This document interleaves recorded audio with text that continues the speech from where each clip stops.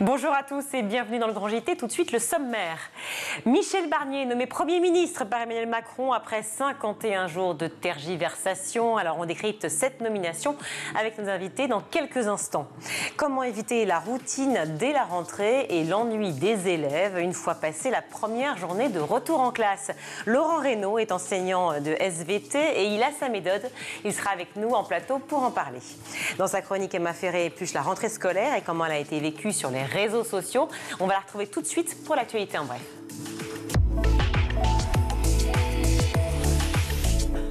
Bonjour Emma. Bonjour Virginie, bonjour à tous. On démarre ce journal avec la nomination de Michel Barnier à Matignon après 51 jours de tergiversation. On n'y croyait plus. De Bruxelles à Matignon, Michel Barnier, haute figure de l'Europe et candidat pour les Républicains au Congrès de 2022, a été choisi pour succéder à Gabriel Attal. Un cap à droite, mais aussi une figure qui rassure. Environnement, alimentation, affaires étrangères. Après plusieurs postes ministériels, Michel Barnier est nommé commissaire européen en 1999. Et il est l'un des architectes d'une constitution européenne, notamment sous Valéry Giscard d'Estaing. Alors ensuite remplaçant de Dominique de Villepin aux affaires étrangères en 2004, il prend des fonctions de ministre de l'Agriculture sous François Fillon de 2007 à 2010, avant de retourner à ses amours européennes pour se concentrer sur les marchés intérieurs. Mais dernier grand fait d'armes pour Michel Barnier, il est le négociateur du Brexit en 2019, un homme qui sait gérer une crise, semble-t-il. Un choix qui n'a pas été évident, c'est le moins qu'on puisse dire, parce qu'il a été soumis à la pression des censures des divers partis, alors reçu tardivement par le président après, selon le communiqué de l'Élysée, un cycle inédit de consultations. Emmanuel Macron aurait en effet déjeuné avec Michel Barnier hier midi dans le plus grand des secrets, alors que nous attendions tous une nomination dans l'après-midi. C'est finalement aujourd'hui que la fumée blanche est apparue. Il l'a chargé de constituer un gouvernement de rassemblement au service du pays et des Français, selon le communiqué de l'Élysée. Le fait que le Rassemblement national attende de juger le discours de politique générale du Premier ministre avant de décider ou non d'une éventuelle censure aurait évidemment penché en faveur de Michel Barnier. Celui-ci est également un fin connaisseur des finances, ce qui semble donc un candidat adéquat pour le vote du budget le 1er octobre. Et les réactions du monde politique ne se sont pas faites attendre, évidemment. L'élection a été volée aux Français. Ce sont les mots de Jean-Luc Mélenchon sur sa chaîne YouTube. On va d'ailleurs l'écouter. Ce n'est pas le nouveau Front populaire qui est arrivé en tête de l'élection, qui aura le Premier ministre et la responsabilité de se présenter devant les députés. Ce sera un membre, parmi d'autres, d'un parti qui a été le dernier à l'élection législative, qui a fait le plus petit score et qui a fait l'un des plus petits nombres de députés pour finir présent à l'Assemblée nationale. L'élection a donc été volée au peuple français. Le message a été nié. Et même son de cloche chez Olivier Faure, le patron des socialistes, qui a tweeté plus tôt dans l'après-midi.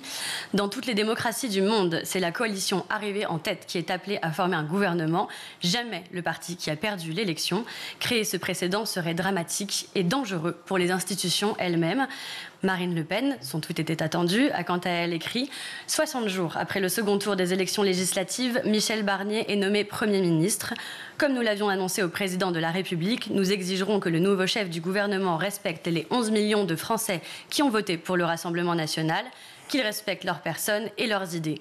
Nous serons attentifs au projet qu'il portera et attentifs à ce que les aspirations de nos électeurs, qui représentent un tiers des Français, soient entendues et respectées. » Une politique qui sera donc scrutée à l'extrême droite et qui risque de faire quelques remous à gauche.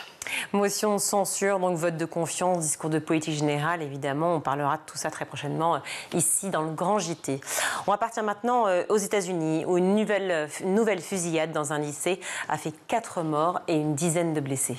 2 élèves et 2 professeurs ont succombé sous les tirs d'un adolescent de 14 ans dans ce lycée de la banlieue d'Atlanta, en Géorgie, au sud-est du pays. L'assaillant a été arrêté par les autorités. Il était connu du FBI pour des menaces sur Internet, parlant déjà de tuerie de masse. Une tuerie qui intervient à 2 mois de l'élection présidentielle américaine et cet éternel sujet du contrôle des armes. La candidate démocrate Kamala Harris était en meeting à ce moment-là et a réagi. On va l'écouter. And it's just outrageous. C'est révoltant que chaque jour, dans notre pays des États-Unis d'Amérique, des parents aient à envoyer leur enfant à l'école en se demandant s'il en reviendra vivant ou non. Ça n'a aucun sens. Nous devons arrêter ça. Nous devons faire cesser cette épidémie de massacre armé dans ce pays une bonne fois pour toutes. Ça ne doit pas se passer comme ça. L'ancien candidat et président du camp républicain Donald Trump a lui simplement parlé d'un monstre malade et détraqué. L'État de Géorgie où a eu lieu la tuerie est un des États clés du pays dont la bascule pourrait décider du résultat de l'élection en novembre prochain. Retour en France sur le volet santé, éducation et santé. La vaccination contre le papillomavirus pour les élèves de 5e est reconduite dans les établissements en cette rentrée. Objectif, encore plus d'élèves vaccinés que l'an dernier. Après un démarrage un peu poussif en 2023, la campagne a finalement permis de vacciner près de 420 000 élèves selon Santé publique France. En prenant compte des doses injectées également en cabinet libéral, la couverture vaccinale pour les enfants de 12 ans serait passée de 17 points chez les filles à 15 points pour les garçons. Pour finir, direction la ville de Toulouse où un dispositif un peu spécial a été mis en place dans les garderies. Est-ce que ça vous est déjà arrivé d'arriver en retard pour chercher vos enfants à la garderie? Ça a dû m'arriver une fois, oui. Bon, je l'avoue, je le confesse. Il se serait passé quelque chose si vous étiez toulousaine, parce que 30 € contre les parents retardataires, c'est la décision que la ville rose a décidé de prendre contre les coupables de retard répétés à la garderie. Des villes comme Lille, Bordeaux ou encore Marseille y ont déjà recours. Pas de panique après pour les Toulousains, ça ne marche pas dès le premier retard. Il y a d'abord un avertissement avant sanction. Merci beaucoup Emma. Michel Barnier, donc figure connue de l'Europe, peut-être un peu moins de la France, bien qu'il ait été nommé 4 fois ministre. Il a été également le candidat malheureux au Congrès républicain de 2022 et il est désormais donc Premier ministre du gouvernement Emmanuel Macron. Alors comment analyser cette décision? Quel cap à venir? Qu'en pense le monde éducatif? On va en parler tout de suite avec nos invités. Pour décrypter ensemble cette actualité très importante, la nomination donc de Michel Barnier aujourd'hui. Guillaume Prévost, bonjour. Bonjour. Merci d'être avec nous sur ce plateau. Vous êtes délégué général du think tank Vers le Haut, ainsi que Philippe Moreau-Chevrolet, bonjour. Bonjour. Merci d'être avec nous également. Vous êtes communicant et enseignant à Sciences Po. Alors la nomination de Michel Barnier, forcément, c'est ma première question. Est-elle une surprise? Est-ce que c'est l'homme de la situation, selon vous, Guillaume Prévost? Alors, de fait, puisqu'on a vu passer quand même un certain nombre de noms, à droite, à gauche, des profils politiques, des profils plus société civile, et de fait, c'est le nom qui s'est imposé après un cycle de consultation qui, c'est le moins qu'on puisse dire, a duré. Donc, mais c'est parce que ça a duré que c'est l'homme de la situation et que donc on n'en pouvait plus, il fallait donner un nom? Ou est-ce que c'est parce que c'est la bonne personne? Alors, les deux ne sont pas incompatibles. Je crois qu'on est à la recherche depuis maintenant près de 3 mois d'un compromis et que Michel Barnier s'impose comme un homme de compromis. Après, comment ce compromis va se décliner, sachant que le choix a été fait d'aller chercher un homme de centre droit, notamment avec la partie gauche de l'Assemblée, c'est toute la question, notamment à propos des questions d'éducation. Philippe Moreau-Chevrolet, on a lu beaucoup de tweets, évidemment, dès la nomination, l'annonce de la nomination de Michel Barnier, et notamment un qui est revenu beaucoup avec « tout ça pour ça ». Une réaction?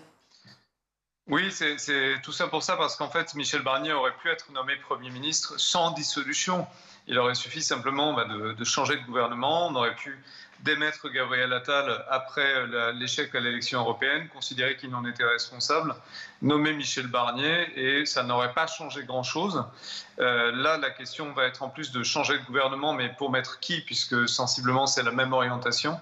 Et tout ce que ça a fait, cette opération de dissolution, c'est renforcer le poids du RN, puisque Michel Barnier a une sorte de double tutelle. Et il est coincé entre le fait d'avoir besoin en fait, de l'opinion du RN pour avancer. Il ne peut pas fonctionner s'il est censuré par le RN. Et en même temps, il a la tutelle de l'Élysée. Donc la marge de manœuvre que va avoir le nouveau Premier ministre, elle va être extrêmement étroite, à moins qu'il se révèle un brillant négociateur, capable de faire des accords aussi avec le NFP. Mais là, on en est très très loin. On va revenir, bien entendu, évidemment, sur l'importance du RN dans cette nomination. Maintenant, j'aimerais vous faire réagir, Guillaume Prévost, à ce qui vient d'être dit, parce que est-ce qu'on aurait pu imputer à Gabriel Attal l'échec des européennes? Alors, c'est une façon d'aborder les choses. Je pense que, quand même, il ne s'agit pas seulement d'une question d'homme. Ce n'est pas Gabriel Attal contre Michel Barnier. Michel Barnier, Premier ministre, avant la dissolution, n'est pas le même Premier ministre qu'aujourd'hui.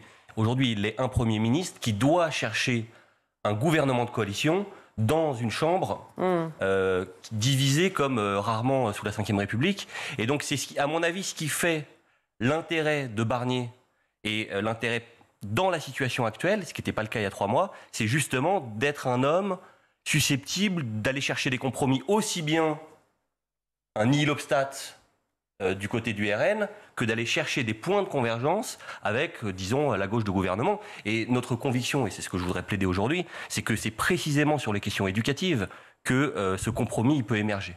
Alors, les questions éducatives, on va y arriver dans un second temps. J'aimerais juste qu'on décrypte quand même la situation, qui est vraiment une situation en effet inédite, comme vous le rappelez, et puis en même temps qui vient de tomber. On parle de la position du RN, évidemment, qui a joué, et vous l'avez rappelé, Philippe Manchevrolet, son importance.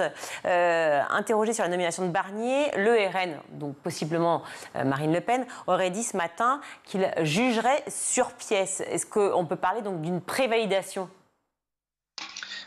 Oui, c'est une prévalidation. En fait, il y a eu deux temps dans la réaction du RN. Premier, c'est le député Tanguy qui tweet des choses extrêmement violentes et qui les dit aussi en plateau chez vos concurrents, qui dit en gros, il n'y a pas d'homme politique le plus stupide, c'est son expression, que Michel Barnier. Michel Barnier, c'est Jurassic Park, une référence à son âge, il a 73 ans, c'est effectivement le plus ancien, le plus vieux Premier ministre de l'histoire de la Ve République. Mais tout ça, donc, c'est la première réaction du RN. Donc on se dit à ce moment-là, moi j'étais, comme tout le monde, j'ai regardé, je me disais, oulala, le RN ne va jamais valider l'hypothèse Barnier. Et puis sont arrivés d'autres cadres plus importants, Chenu, et puis évidemment Marine Le Pen, qui ont imposé une lecture différente et qui ont dit, nous on va juger sur pièce. Ce qui voulait dire une chose, c'est allez-y, en tout cas c'était le message envoyé à l'Élysée, allez-y, on est d'accord, on veut bien prendre Barnier, on va négocier projet par projet et on va imposer nos conditions, mais ça va, on peut l'accepter lui, contrairement à Xavier Bertrand. Pourquoi on n'avait pas accepté Bertrand? Parce qu'il avait fait la guerre à Marine Le Pen dans les Hauts-de-France et qu'il y a toujours là-bas une guerre entre les deux. Mais Barnier, ça passe. Donc sur l'immigration, par exemple, excusez-moi, Michel Barnier avait prôné en 2022, il avait essayé de devenir candidat à la présidentielle, il prônait quand même l'immigration zéro, un moratoire sur l'immigration. Donc il n'est pas très loin des positions du RN. Oui, donc c'est justement ce que j'imagine Marine Le Pen attend, c'est-à-dire que le discours de politique générale pour voir vers où va aller en effet Michel Barnier. Et donc on imagine que la politique va être plutôt, en tout cas le discours de politique générale va être très à droite, n'est-ce pas? Alors sauf que stratégiquement, si Barnier se donne quelque part le quitus de l'aval de Marine Le Pen, il se place de fait sous sa tutelle politique, puisque il suffirait que Marine Le Pen vote la défiance et son gouvernement tomberait. Donc moi je crois au contraire que passé ce premier moment de nihil obstat, la stabilité du gouvernement Barnier tient justement dans la capacité à aller tisser des compromis avec la gauche. C'est tout l'enjeu de la séquence politique qui va s'ouvrir pour former le gouvernement. Alors c'est passionnant effectivement cela, parce que j'aimerais vous faire réagir justement notamment au tweet de Rodrigo Arenas, député LFI tout à l'heure. Le pouvoir, c'est le pouvoir de nommer, disait François Mitterrand. Marine Le Pen vient donc de prendre le pouvoir. Une réaction, Philippe Manchevrolet? C'est normal que le NFP et LFI en particulier disent ça. Il faut quand même voir la situation. On a des gens qui se sont mobilisés, qui ont voté en masse. Et vraiment, c'était un vote d'une ampleur historique aux législatives pour faire barrage au RN. On a un feuilleton pendant 2 mois où Lucie Castet est choisie au terme de discussions homériques pour être la candidate de la gauche. On n'a pas vraiment d'explication sur le refus de Lucie Castet. Et on se retrouve maintenant avec un candidat qui est quand même extrêmement conservateur, avec l'appui du RN. Donc, je ne sais pas si vous imaginez ce que dans la tête des électeurs ça va donner, et ça donne déjà, c'est-à-dire beaucoup de dégâts à mon avis, et c'est ce qu'on mesure dans les enquêtes d'opinion. Mais il y a une réaction encore plus forte évidemment des électeurs de gauche, et a fortiori de LFI. Pour eux, c'est comme si on avait trahi leur vote. Donc ils vont réagir à cette aune-là. C'est ça qui va rendre la mission de Michel Barnier difficile, pour essayer de capter des voix et faire du macronisme, c'est-à-dire prendre un peu à droite, prendre un peu à gauche et continuer au centre. Ça va être très difficile de réussir à faire ça, parce que la dissolution, c'est pas comme si c'était rien passé. L'Élysée voudrait croire qu'il ne s'est rien passé, mais on constate quand même que ça a laissé des marques assez profondes dans l'opinion et dans la classe politique. Lui, il arrive. Le communiqué de l'Élysée, moi je vais vous dire, il est assez honnête, et j'ai rarement vu en tant que communicant des choses comme ça, mais il dit on va se laisser les chances que ça marche pour essayer d'arriver à des compromis possibles. Donc on a le mot chance, on a le mot possible, donc c'est vous dire que ça va être quand même très compliqué. Très compliqué, mais enfin on peut imaginer aussi, on peut même carrément dire que le RN est faiseur de roi aujourd'hui ou pas, parce que tous les noms proposés par le NFP ont quand même été refusés. Alors c'est le choix du président de la République, pour le coup, au regard de ses attributions. Mais vraiment ? S'agissant de la construction d'un compromis, il pouvait choisir une personnalité de centre-gauche, et on a Il y a eu, dans les noms qui ont été testés, il y a eu Cazeneuve, il y a eu le président du CESE. Non systématiquement. Pas le nom du président, c'est le président qui allait consulter les partis pour savoir... Il le dit depuis 15 jours maintenant, qu'on voit bien qu'il cherche désespérément à former un gouvernement. Il vise la stabilité des institutions. Stabilité des institutions, ça veut dire ne pas nommer un gouvernement qui tombera dans un mois sur la question budgétaire au hasard. Donc on sait que la censure vient plutôt de la droite. La censure, elle vient des deux côtés. On est dans un gouvernement, il y a une tentative de former un gouvernement stable dans une assemblée divisée, avec un texte devant nous. On est déjà en retard sur la procédure d'adoption du projet de loi de finances, qui pour l'instant est une reconduction simple du budget de l'année dernière, alors même que, on l'oublie souvent dans le contexte qu'on vit, l'Union européenne vient de placer la France sous procédure pour déficit excessif. Donc, il y a un vrai sujet qui est, Monsieur Barnier, êtes-vous capable de faire voter une loi de finances? C'est ça le sujet. LFI va déposer une motion de censure contre Michel Barnier. Ça, ils l'ont dit, ils l'ont annoncé, c'est clair, ça va se faire. Qu'est-ce qu'on attend pour la suite, à votre avis ? Un projet de loi de finances qui recueille, sachant que le 49.3 est de droit sur un texte de ce type. Donc ça veut dire un projet de loi de finances qui ne recueille pas contre lui une majorité de l'Assemblée. C'est tout ce qu'on cherche aujourd'hui. Et donc je crois que la situation, à l'heure actuelle, elle ouvre un champ de négociation que M. Barnier va conduire, à mon avis, dès aujourd'hui, pour aller chercher les voix du centre-gauche, les voix du centre-droit, et un nihil obstat, à minima, de Marine Le Pen ou de Jean-Luc Mélenchon, ce qui paraît plutôt mal engagé. Donc on voit bien qu'aujourd'hui, l'enjeu, c'est d'aller chercher les voix, quelque part, de Marine Tondelier à François Hollande sur un projet de loi de finances qu'il ne censurerait pas. Et encore une fois, je reviens à mon sentiment. Je crois que pour ça, il va falloir donner des gages à la gauche. Sur quel autre sujet que l'éducation, M. Barnier sera-t-il en capacité de donner du grain à moudre? Parce que c'est tout le sujet. En matière d'immigration, vous en avez parlé, Philippe Moreau-Chevrolet. Sécurité, pouvoir d'achat. On imagine donc un discours de politique générale de Michel Barnier plutôt effectivement à droite. Sur quel sujet va-t-il aller sur le terrain de la gauche? Éducation peut-être? C'est très compliqué parce que le nœud du contentieux, ça reste la loi retraite. Sans abrogation, sans retrait de la loi retraite, sans rien sur la loi retraite, ça risque d'être une ligne rouge à gauche. Le NFP n'a pas vraiment intérêt, surtout dans la perspective de 2027 et des municipales, à rompre son alliance, parce que le PS a besoin de LFI et réciproquement pour des raisons bassement électorales. Donc ça, c'est ce que l'Élysée n'avait pas vraiment bien calculé, mais c'est pour ça que ça risque de compliquer un peu les choses pour Michel Barnier. Il faudrait un geste du type les retraites, bon, ça n'arrivera pas. L'éducation peut être un terrain, effectivement. L'éducation, la santé, ça peut être des terrains de négociation où peut-être le gouvernement peut arriver à obtenir des accords avec le NFP. Ce qui risque de se produire vraisemblablement, c'est qu'on va regarder vraiment à la loupe et tout le monde va être extrêmement attentif sur l'attitude du RN. Si le RN s'abstient, si le RN facilite, si le RN vote avec Michel Barnier d'une façon ou d'une autre, eh bien on aura la restauration de fait d'un clivage droite-gauche, la droite incorporant le RN, ce qui est quand même la tendance assez profonde qu'on sent. Donc on va voir. Michel Barnier peut être quelqu'un, c'est un très bon négociateur. S'il fait vraiment du macronisme, et à supposer encore une fois que le NFP veuille bien jouer le jeu, ce qui n'est pas gagné, il peut peut-être arriver à, on va dire, à limiter les dégâts, en tout cas en termes d'image. Arriver à refaire parler en tout cas des Républicains aujourd'hui, au mois de septembre, lors d'une rentrée, c'est quand même assez fou à après mon les avis, élections. c'est moins le Républicain que l'homme du Brexit qui vient d'être nommé. C'est moins l'élu de Haute-Savoie de l'ex-RPR que le commissaire européen. C'est cette personnalité-là qu'on allait chercher. Donc, encore l'homme de la gestion de pour crise. moi, le mot-clé, Ouais. c'est compromis. Et de ce point de vue-là, il y a un aspect de l'expérience, de la personnalité de Michel Barnier dont on n'a pas encore parlé, et à mon avis essentiel, c'est son expérience territoriale. C'est un élu du terrain, c'est un élu de Savoie, c'est un élu de montagne, c'est un élu qui a eu des prises de position répétées en faveur de la décentralisation, d'une approche girondine versus, il y a quand même une tradition jacobine très forte chez LR. Et je crois que c'est cet aspect-là aussi qui explique l'intérêt de Michel Barnier pour le président de la République, c'est-à-dire sa capacité à aller chercher des compromis de terrain. On sait que depuis le début du mandat de M. Macron, c'est une grande faiblesse de sa majorité. Donc je crois que c'est le premier mot-clé, c'est compromis. Le deuxième mot-clé, c'est territoire. Et je crois que si on prend compromis et territoire, c'est effectivement, comme l'a dit monsieur, c'est santé, éducation, services publics. On sait que la question des territoires, la question des déséquilibres territoriaux s'agissant de l'accès aux services publics a été un des facteurs clés du vote RN lors des dernières élections législatives. Connu effectivement sur la Commission européenne en tant que député, mais sur sa position de ministre, il a été 4 fois ministre il me semble, on l'a plus attendu sur d'autres sujets qu'effectivement sur l'éducation ou la santé. Alors si on parle d'éducation, est-ce qu'on peut imaginer des réformes profondes à venir?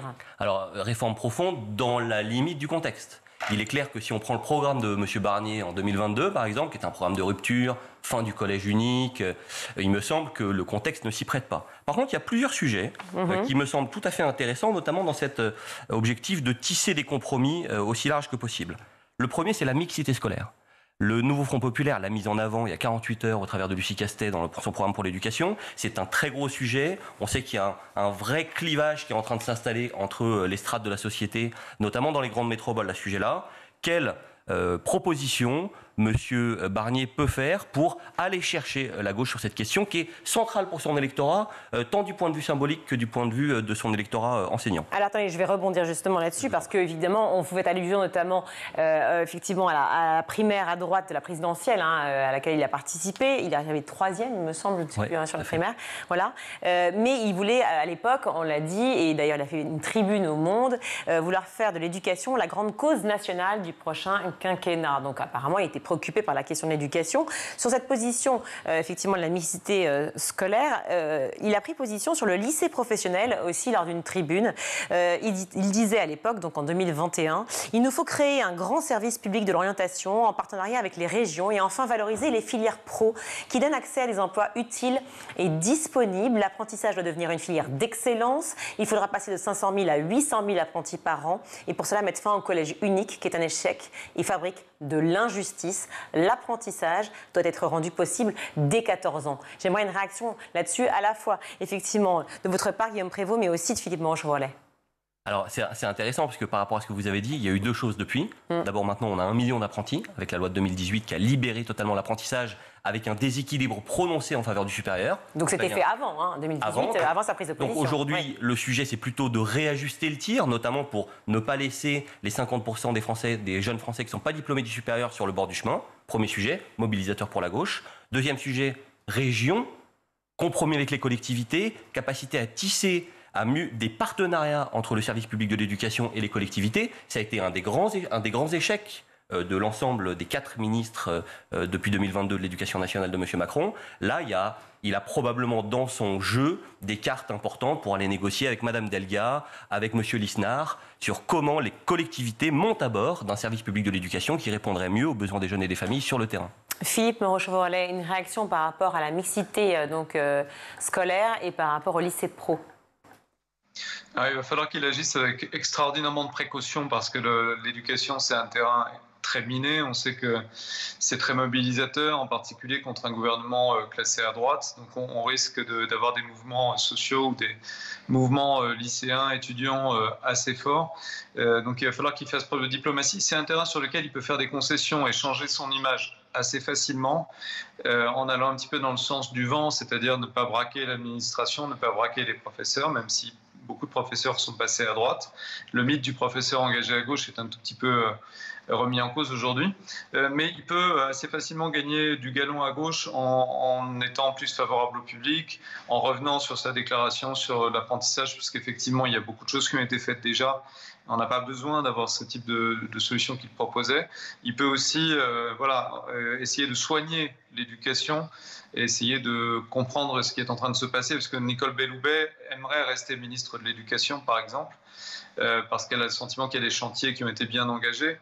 Donc peut-être qu'il a plus intérêt à aller dans le sens de la continuité, à essayer de soigner le corps professoral, à essayer de poursuivre ce qui a été fait et à rassurer surtout, plutôt qu'à tout révolutionner.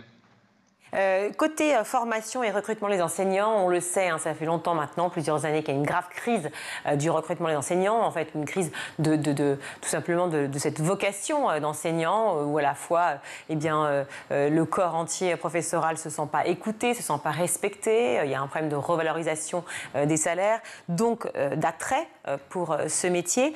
Il disait donc toujours dans cette tribune au Monde en 2021, septembre 2021, la fonction enseignante, naguère si valorisée, connaît une crise de recrutement sans précédent. Le nombre des candidats au CAPES s'est effondré. Alors ma question forcément, c'est est-ce que la refonte du système de formation des enseignants pourrait arriver rapidement sur la table des discussions, à votre avis ? Je ne crois pas. Et si je me permettais un conseil, oui. Surtout ne pas aller trop vite sur cette question-là, qui est explosive pour le coup. Votre invité l'a bien souligné. Les enseignants sont échaudés par la succession des réformes, choc des savoirs, école normale du futur. C'est vraiment, à mon avis, pas la priorité du tout de venir sur cette question-là. Les 2 dernières années ont quand même vu le pacte, l'école du futur, le fonds d'innovation pédagogique. Je pense le choc des savoirs. Les enseignants, oui, c'est le choc des, le choc des savoirs exactement. Le corps enseignant, l'administration de l'éducation nationale appelle une accalmie, un apaisement. Je pense qu'il faut répondre à ce besoin et engager, à contrario, les discussions de long terme que réclament les syndicats enseignants depuis longtemps. Il y a des marges de manœuvre. On a mis entre l'innovation pédagogique et le pacte 5 milliards dans l'éducation nationale avec des résultats qui aujourd'hui apparaissent très pauvres, des évaluations qui ont été pas ou peu conduites. Donc je crois qu'il y a un besoin de l'école, d'un apaisement, et je crois que M. Barnier sera assez raisonnable pour ce faire. Et c'est pour ça que je crois que c'est autour de l'école qu'il faut aller chercher les marges de manœuvre, notamment sur la question de l'égalité des chances, sur la question de l'accompagnement des familles fragiles, sur la question de la revalorisation des métiers de l'éducation hors l'école. Je crois que sur ces questions-là, qui sont des questions territoriales, simples, de bon sens, il y a des nouveaux compromis à tisser, notamment avec la gauche. Le vrai sujet, c'est que à trop enfourcher des chevaux de bataille de la gauche, M. Barnier risque de perdre le nihil obstat dont on parle tout à l'heure de Marine Le Pen. Donc il faudra quand même que voilà, le mot-clé, ça reste compromis sur ces questions. Et puis une question de budget aussi. À l'époque, il disait chaque pays exprime ses priorités par des actes. En France, la priorité n'est clairement pas la jeunesse. Il parlait effectivement des dépenses moyennes par élève qui augmentaient de 8% entre 2010 et 2016 et qui baissaient de 5% en France. Une réaction par rapport à ça aussi, Philippe Morche-Rollet. Alors oui, il y a la question budgétaire, il y a la question des arbitrages. Après, la question du budget elle va se régler à coût de 49,3. Donc cette année, je pense que ça va être plutôt un passage en force. Je pense que ce qui peut faire Barnier de plus intéressant, c'est écouter les corps intermédiaires. C'est-à-dire faire de ce côté-là, s'il y arrive, prendre le contre-pied du macronisme, réhabiliter les corps intermédiaires, essayer de revenir effectivement sur ce qui est le plus polémique, le plus pesant, le SNU par exemple, Parcoursup, donner des gages au fond du fait qu'on va apaiser la situation, retirer ce qui ne fonctionne pas, ce qui est en train d'endommager en réalité l'éducation nationale, calmer, écouter les communautés, écouter les gens, écouter les profs, essayer de comprendre aussi que la précarité des professeurs a pu éloigner un certain nombre de vocations, parce que c'est vrai que quand on passe les professeurs à des régimes précaires, ça ne facilite pas les vocations. Donc il n'y a pas que le niveau de rémunération. S'il arrive à comprendre ce qui se passe au sein de l'éducation nationale et à ne pas traiter l'éducation nationale en ennemi, ce qui est souvent le défaut des gouvernements de droite, c'est qu'ils considèrent que par hypothèse, tous leurs interlocuteurs pédagogiques sont des gauchistes invétérés qui refusent d'évoluer. Donc là, il faut revenir à un dialogue, à quelque chose de plus serein. Après, il a un autre obstacle quand même dans cette configuration, c'est que c'est le domaine réservé de la Première Dame. Alors, Emmanuel Macron a dit que c'était l'un des domaines réservés de l'Élysée, l'éducation. Donc il y a aussi un aspect qui est quand même très structurant depuis le début du macronisme, qui est un aspect ancré sur les valeurs républicaines.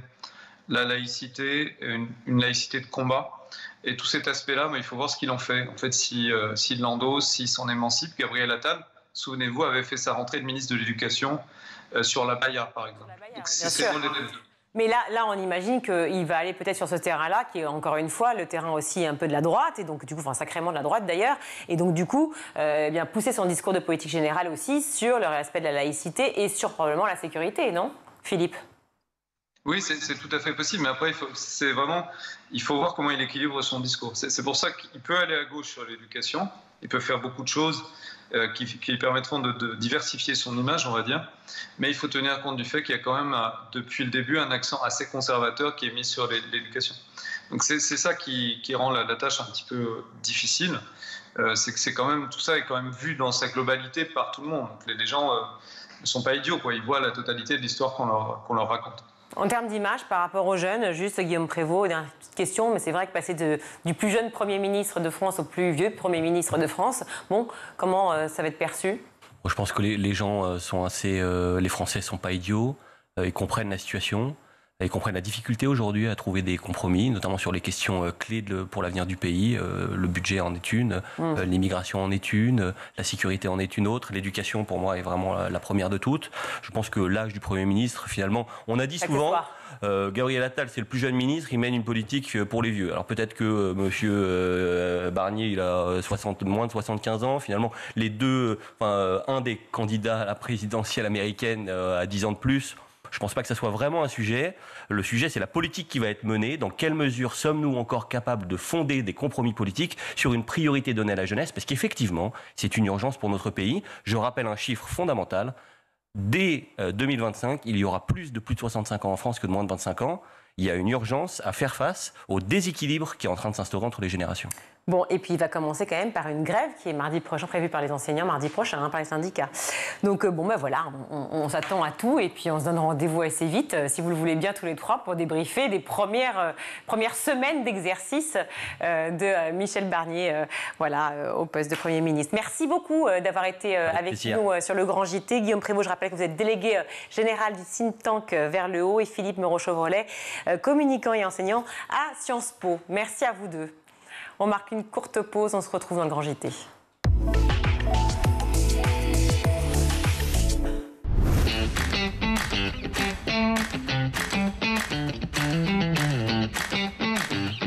Chaque matin, dès 6h, retrouvez Emmanuel Davidenkoff et son équipe dans La Quotidienne. En compagnie d'un invité fil rouge, il vous donne des clés de compréhension et des pistes d'action en matière d'éducation. L'école, c'est le sanctuaire, mais c'est aussi un sanctuaire qui doit protéger nos enfants. À partir de 9h, Patrice Boisfer prend le relais dans le MAG. Au cœur des territoires, la parole est donnée tous les jours aux élus locaux et régionaux, ainsi qu'à ceux qui font l'école. Initiatives locales, projets éducatifs, l'équipe du MAG met en avant ceux qui cherchent à faire bouger les choses. Et donc nous devons en permanence ajuster, accompagner les jeunes évidemment, mais aussi les familles et faire en sorte qu'ils puissent étudier dans des lieux le plus agréables possible. À 12h30, School TV vous propose de plonger dans l'école du futur. Avec ses invités, Philippine Dolbeau décode et teste les nouvelles technologies mises au service de l'éducation. Comment éduquer nos enfants à l'ère du numérique ? Élément de réponse avec une équipe de chroniqueurs à la pointe des tendances tech. Nous, notre point, c'est de dire qu'avec l'expansion du numérique et la prépondérance des écrans, il est normal de donner à la littérature les moyens de se battre à l'heure du numérique. Tous les soirs à 20h30, dans le Grand JT de l'éducation, Virginie Guillaume fait le point sur l'actualité du jour. Politiques et acteurs de l'éducation se questionnent sur l'avenir de nos enfants à l'école. Je me suis rendu compte que beaucoup d'enseignants aujourd'hui en France se retrouvent à utiliser leur propre téléphone portable, leur propre ordinateur pour faire des contenus ou pour dialoguer avec leurs élèves. C'est indigne. Chaque semaine, Malika Ménard reçoit une personnalité qui raconte ses souvenirs d'écolier et dévoile sa vision de l'école d'aujourd'hui et de demain. L'école de demain, ça doit être d'offrir 1 milliard de possibilités à tout le monde avec le même niveau de satisfaction et qu'il n'y ait pas les bons, les mauvais. School TV, imaginons ensemble l'école de demain.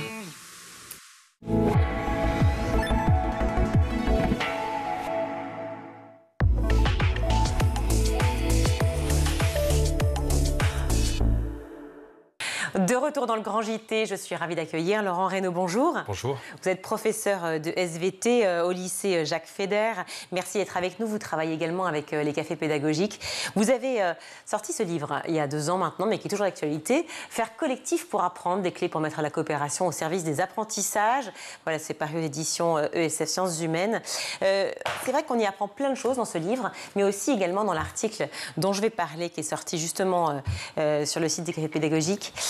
où vous parlez de la rentrée. C'est vrai que la rentrée, on peut la voir effectivement comme le retour en classe, où on retrouve ses camarades d'école, probablement les maîtres et maîtresses qu'on aime bien ou enseignants qu'on aime bien, mais c'est aussi source d'angoisse et surtout, et vous le dites, source d'ennui. Oui, alors ça, on pourrait justement, si je vous posais la question, de vous référer à vos souvenirs, essayer de me dire qu'est-ce que vous faisiez les jours de rentrée. Et c'est vrai, vous le listez assez bien. C'est exactement ce que m'a dit mon fils hier. Alors, je ne l'ai pas sous les yeux, mais enfin, vraiment, vous m'avez listé, voilà, énumération des prénoms avec quelques écorchures, sermons aussi ennuyeux qu'inaudibles, distribution des emplois du temps, lecture du règlement intérieur qui égrène les règles usuelles, distribution des livres et parfois visite des locaux en randonnion. Donc là, vous citez, mais vous avez aussi vos souvenirs. Et ça qui est fort, c'est que la rentrée, c'est quand même un rituel scolaire qui nous traverse tous et du coup qui fait un peu une culture commune. Et puis paradoxalement, face à ce rituel, on tombe très vite dans la routine parce qu'on en ressort justement avec côté élève et côté prof. On arrive un peu excité, même angoissé, bref, traversé par des émotions.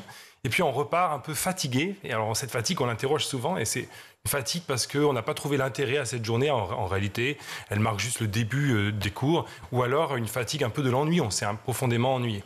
Et donc c'est ce qu'on a essayé de réinterroger avec les collègues du lycée, enfin certains collègues, de se dire il faut essayer de faire de cette journée vraiment un jour de rencontre pour accentuer ce côté rituel. Et l'école, c'est quoi si ce n'est une rencontre permanente entre des élèves différents et puis aussi avec l'école en elle-même, l'institution, donc les enseignants.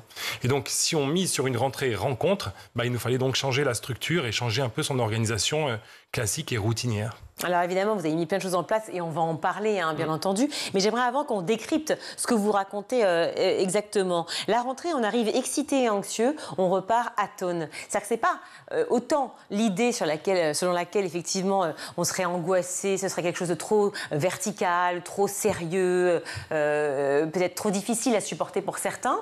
Mais vous parlez vraiment, atone, c'est pas rien comme terme, je veux dire.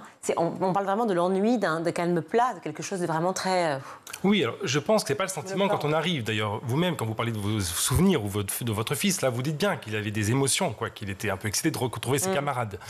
Mais moi, j'interroge ce sentiment, cette émotion, après cette journée, après cette demi-journée. D'ailleurs, en réalité, c'est souvent ça, en tout cas dans le secondaire. Il s'avère que quand on est face, justement, même côté enseignant, en réalité, c'est la même émotion. Parce qu'on est là, on a tout un protocole, on sait ce qu'on doit faire. C'est-à-dire, vous l'avez rappelé, l'appel, on énumère des noms, finalement sans vraiment les connaître, simplement pour faire l'appel, pour cocher présent-absent. On rappelle des règles, on fait un peu de morale parfois pour engager les élèves, mais on voit bien qu'on se livre là à un abîme un petit peu ou que ça n'a pas trop de répondants. Et puis sinon, on va rappeler des règles, les mêmes règles d'ailleurs depuis le collège quand on est au lycée, etc. Donc les élèves, ils ont déjà entendu ces règles, en réalité, ils ne sont pas dupes. Et donc l'idée... Excusez-moi, mais c'est normal de rappeler des règles, non? Quand on rentre quelque part, dans une institution, quelle qu'elle soit. Oui. C'est tout à fait normal de les rappeler. La question est qu'on les rappelle pour les livrer comme ça à quelque chose d'assez inaudible, parce qu'on ne les fait pas vraiment vivre, ou est-ce qu'on va se saisir des règles, parce que le but, c'est pas tant d'énumérer les règles. Le but, c'est que les règles, elles soient respectées à la fin. Donc bien sûr qu'il faut qu'elles soient connues, mais le mieux, ça serait peut-être qu'elles soient co-construites, ou qu'elles soient justement, qu'elles fassent vraiment sens pour les élèves. Donc c'est le fond et la forme, la manière dont elles sont rappelées, déjà premièrement, et peut-être aussi le fond finalement qu'il faut retravailler. Oui, mais quand on retravaille le fond des règles, ça peut là manifestement pas se faire en une demi-journée, en une journée, c'est quelque chose de plus long. Donc nous, dans notre équipe, on fait ça, on le diffère si vous voulez dans le temps, et on le fait sur les quelques semaines qui suivent, sur d'autres modalités qui sont décrites d'ailleurs dans l'ouvrage, notamment les conseils d'élèves.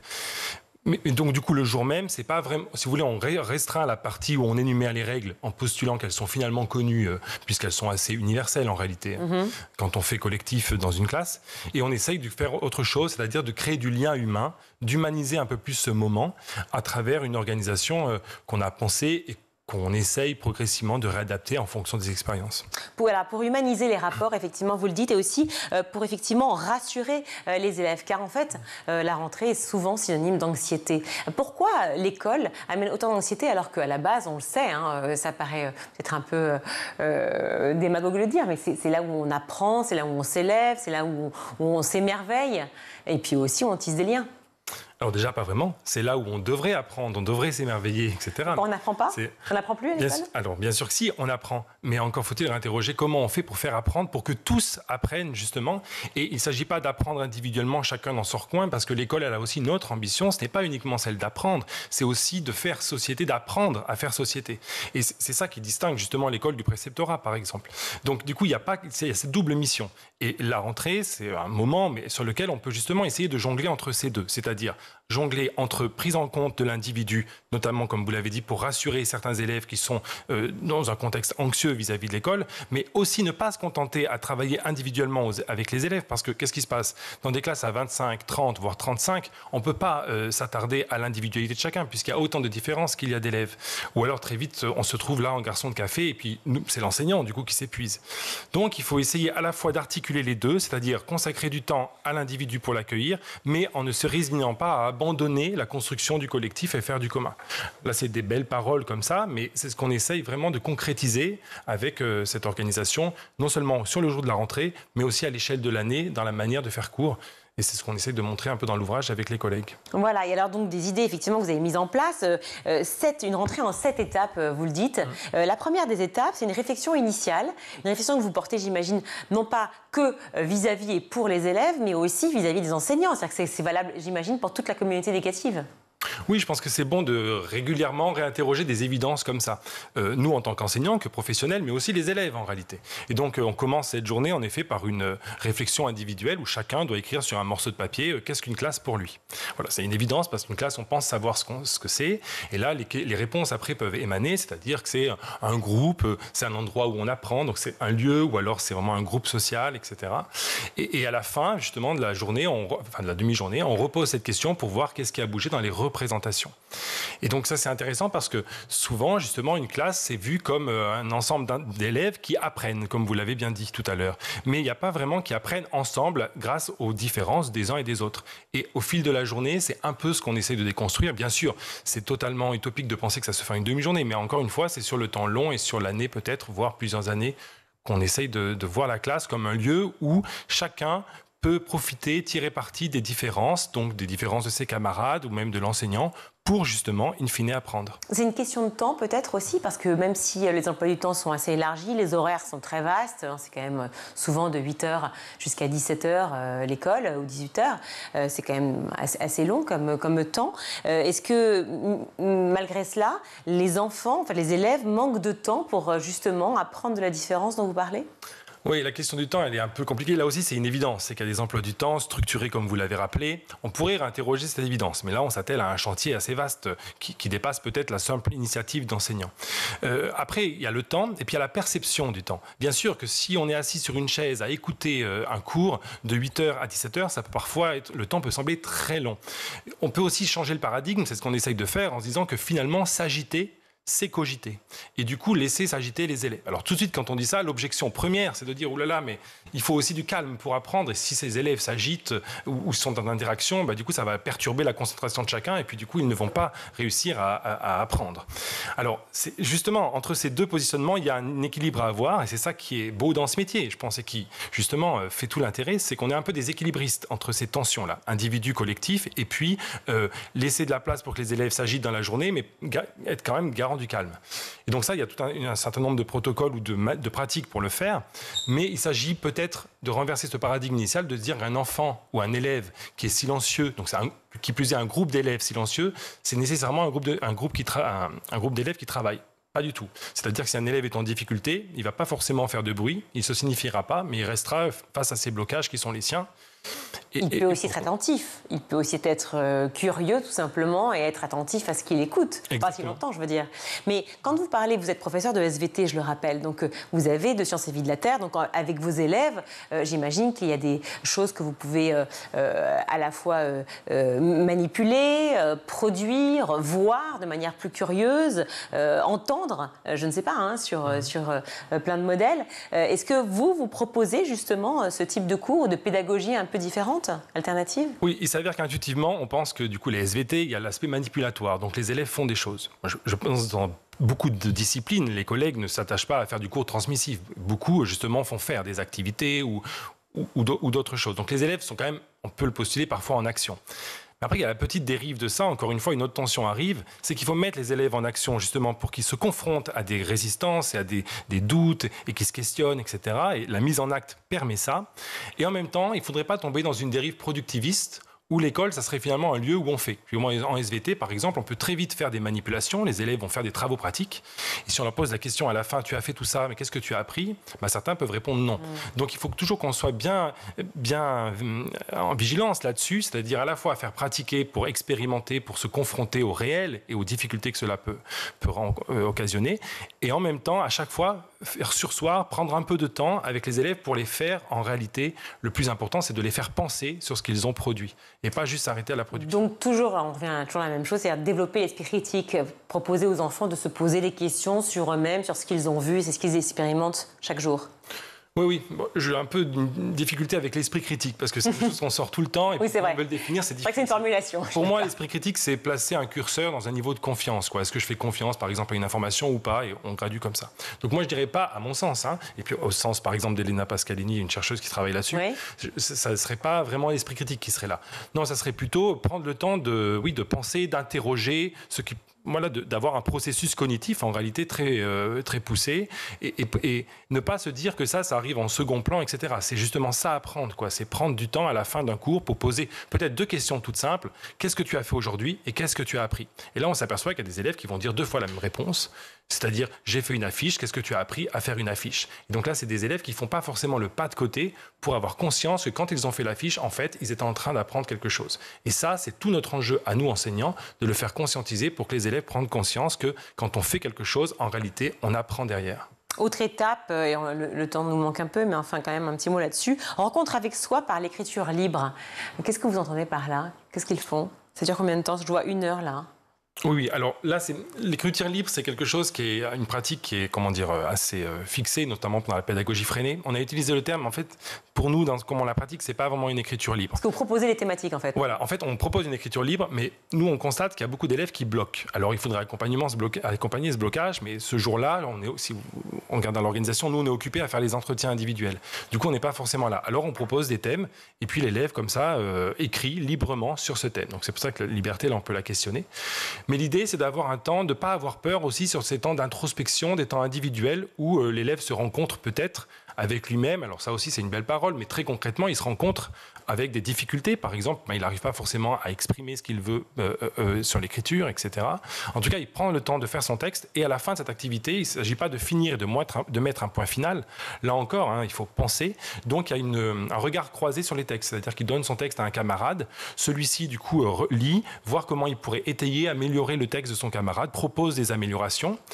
Et il rend le texte, et là aussi, on parlait d'esprit critique, il ne s'agit pas de faire confiance à tout ce que son camarade lui a dit, il y a une 3e étape où l'élève qui récupère son texte doit amender les critiques que l'autre lui en fait. C'est-à-dire, est-ce que je valide ça ? Est-ce que je le garde ou je ne le garde pas ? Et donc, c'est une rencontre avec soi, une rencontre aussi avec le regard de son camarade, parce que celui qui est à côté de soi, ce jour-là, ce n'est pas forcément un ami, ils ne se connaissent pas forcément. Donc, c'est un début de rencontre axé sur le travail. Voilà. Merci beaucoup Laurent Reynaud d'être venu sur le plateau du Grand JT. Je rappelle que vous êtes professeur de sciences et vie de la Terre, SVT, au lycée.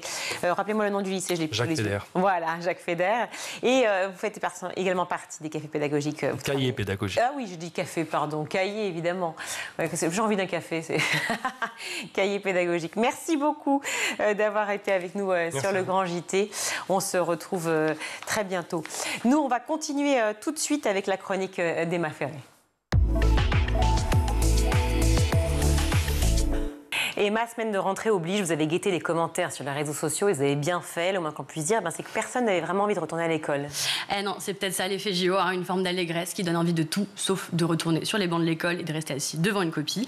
Enfin, l'école, c'est pas que ça, heureusement, mais je me suis dit que c'était quand même l'occasion de vous faire un petit florilège des meilleures dingueries qui sont dites sur les réseaux sociaux cette semaine. D'abord, il y a ceux qui n'avaient simplement absolument aucune envie de retrouver le concept des cours, comme cet internaute.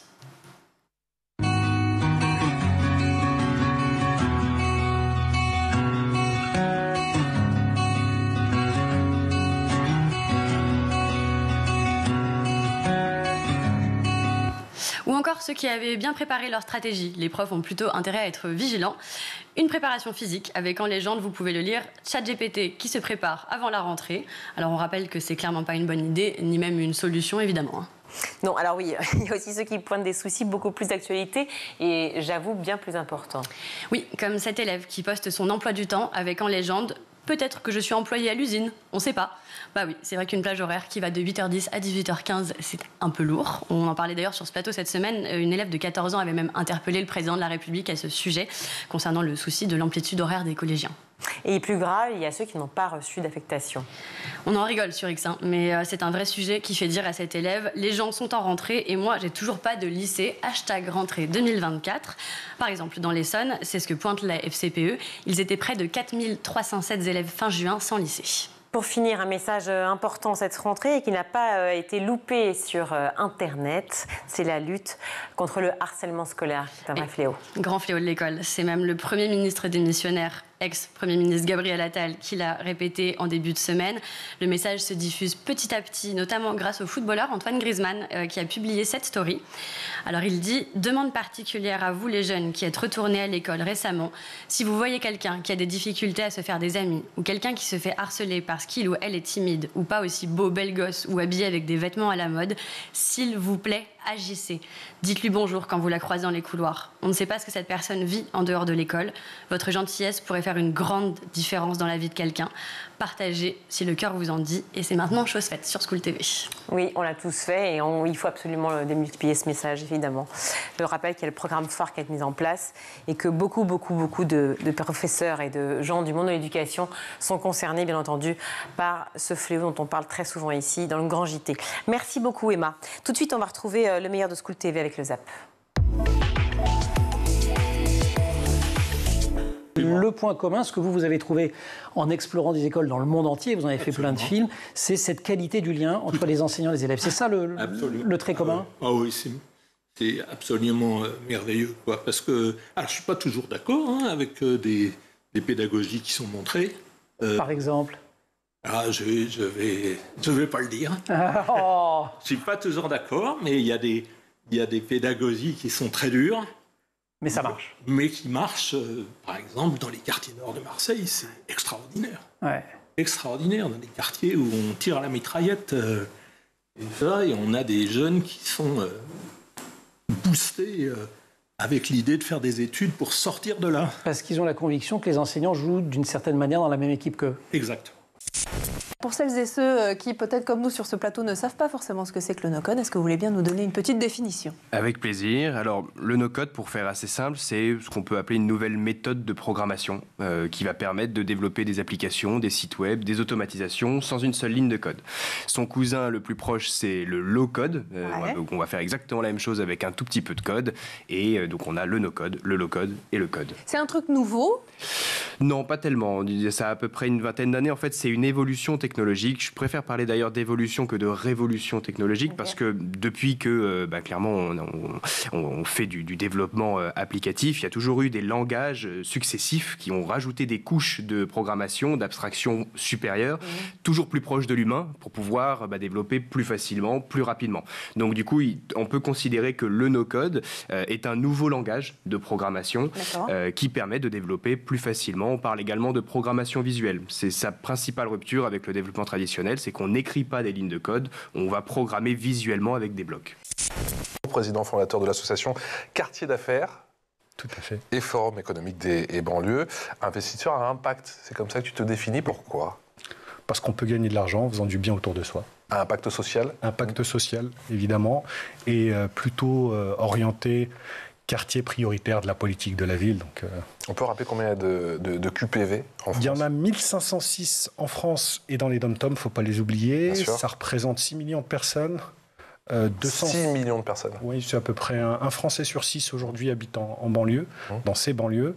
Avec une population assez jeune ? 42% de la population a moins de 25 ans. Un bébé sur 4 naît aujourd'hui en banlieue. C'est le premier vivier de jeunesse de notre pays. Donc 20% de la jeunesse française globale vit aujourd'hui en banlieue. Donc c'est bien qu'on parle de la jeunesse en banlieue. Un Français sur 5 demain, un adulte sur 5 sera originaire de banlieue. Ce que j'ai remarqué notamment sur l'école, c'est que les professeurs français sont beaucoup plus malheureux que les Allemands, les Estoniens.